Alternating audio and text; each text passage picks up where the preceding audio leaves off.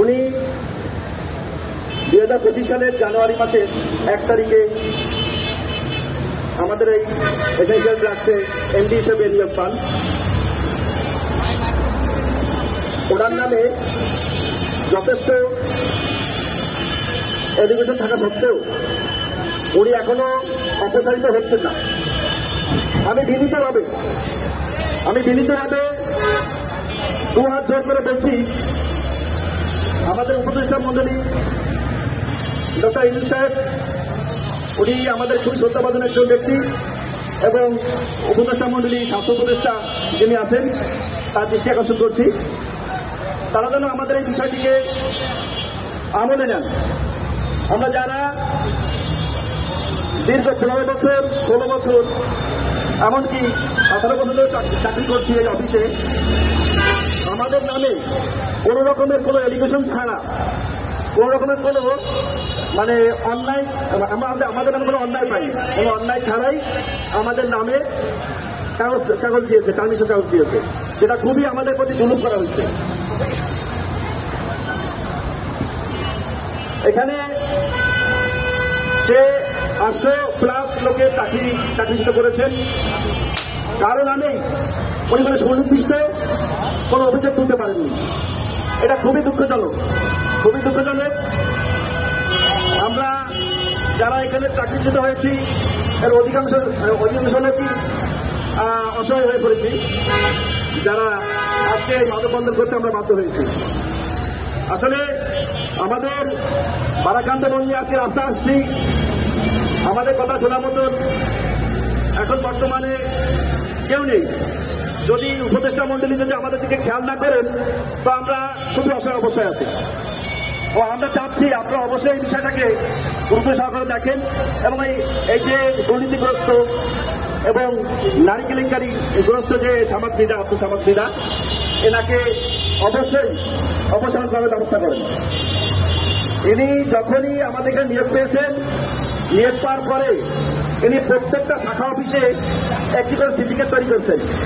আমি বলতে পারি আমাদের খুলনা অফিসের কথা। আমাদের খুলনা অফিসে যে মনিরুজ্জামানের নেতৃত্বে উনি একটা সিন্ডিকেট তৈরি করছেন। সেই সিন্ডিকেটের মূল হোতা ছিল ড্রাইভার কামাল ছিল মূল হোতা, তার সহযোগী ছিলেন মাদকাসক্ত আলামী, তার সহযোগী ছিল, এবং অফিসার লেভেলে ছিল আপনার তাওয়াসসুম ম্যাডাম ছিল, অফিসার লেভেল ছিল আরো শাপলা ম্যাডাম, আরো ছিলেন এখানে ছিলেন হচ্ছে কি আপনার আশিক স্যার ছিলেন, মনিরুল স্যার ছিলেন, হ্যাঁ এনারা ছিল হচ্ছে ওনার সহযোগী। এই সিন্ডিকেট তৈরি করে ওনারা এবং সুভাষচন্দ্র ভ্রমণ, হ্যাঁ, এই সিন্ডিকেট তৈরি করে ওনারা এখানে মানে একটা টাকার বাণিজ্য তৈরি করেছে। টাকার বাণিজ্যটা কি? যে যদি টাকা দিতে পারো তাহলে তোমাদের চাকরি থাকবে, যদি টাকা না দিতে পারো চাকরি থাকবে না। ভাই এটা কি? এটা হচ্ছে গিয়ে নিতান্তই একটি প্রকাশিত টাকা। এই ডাকাতের বিরুদ্ধে ব্যবস্থা নেওয়ার জন্য তাগিদ চালাচ্ছি। এই ডাকাতকে আমরা দেখতে চাই না।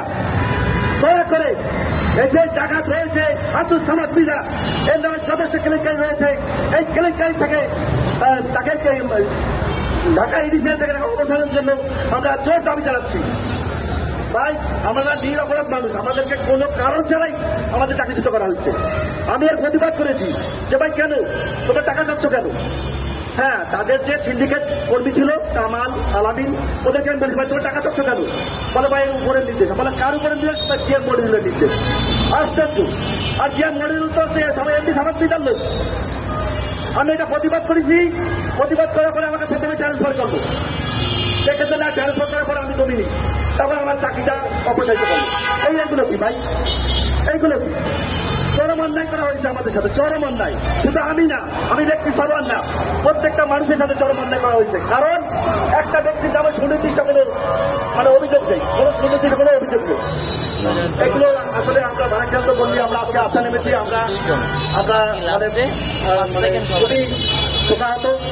দয়া করে উপদেষ্টা মন্ডলী যারা আছেন, হ্যাঁ, ডক্টর ইউনূস সাহেব, উনি আমাদের খুবই পছন্দের লোক এবং উপদেষ্টা মন্ডলী, স্বাস্থ্য উপদেষ্টা, স্বাস্থ্য সচিব যারা আছেন তাদের দৃষ্টি আকর্ষণ করছি। হ্যাঁ, তারা যেন আমাদের এই বিষয়টা খুবই গুরুত্ব সহকারে দেখেন, তাহলে আমরা উপকৃত হব। শুধু আমরা উপকৃত হব না, পুরো এসেনশিয়াল বাসী উপকৃত হবে, পুরো এসেনশিয়াল বাসী। এখানে যারা দুর্নীতিগ্রস্ত লোক তারা পার পেয়ে যায়, যারা ভালো মানুষ কাজ করে কর্মজীবী তাদের চাকরি থাকে না। এটা খুবই দুঃখজনক ব্যাপার, এটা খুবই দুঃখজনক ব্যাপার। যারা দুর্নীতিগ্রস্ত তারা পার পেয়ে যায়, আর যারা ভালো চাকরি করে মানে খেতে খাওয়া মানুষ এদের চাকরি চলে যায়। হ্যাঁ, আসলে এটা খুবই দুঃখজনক ব্যাপার।